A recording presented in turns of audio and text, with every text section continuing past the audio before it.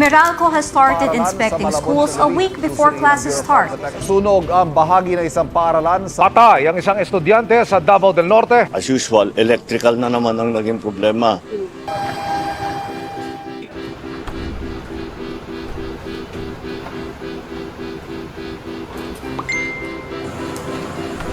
Ano kaya to?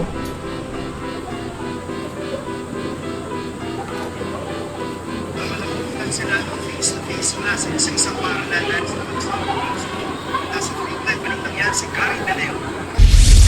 Nagliliyab ang ikatlong palapag ng Veterans Building sa Tinajeros Elementary School sa Malabon City pasado alas 11 kagabi. Buong floor ang tinupok ng apoy, bagamat hindi na ito umabot pa sa ikalawang palapag. Electrical-related problems remain one of the leading causes of fires in the Philippines. The Bureau of Fire Protection, or the BFP, consistently identifies faulty wiring, overloaded outlets, loose electrical connections, and electrical arcing as the major causes of fire incidents nationwide. You'll never know what might happen. There are many electrical accidents that can occur, so why not be responsible and start with the small things, like turning off fans after using them.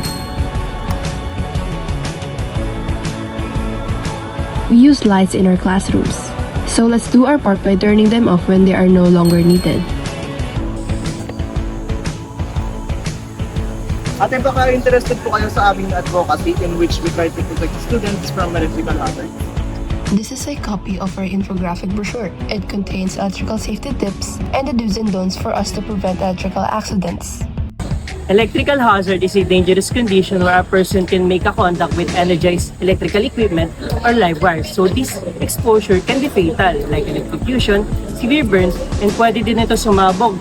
So by knowing electrical hazard like this, and like this, pwede kang makaiwas sa mga ganong senaryo. Now, for electrical safety, it protects human lives by preventing severe injuries from shocks, burns, and electrocution, while maintaining the operational continuity and helping organizations to comply with safety regulations. To wrap everything up that was said, electrical accidents can be prevented with the help of proper awareness and electrical safety practices. By learning and applying these practices, we can create a better learning environment for all students. Ang galing naman pala nito. Thank you for this information po.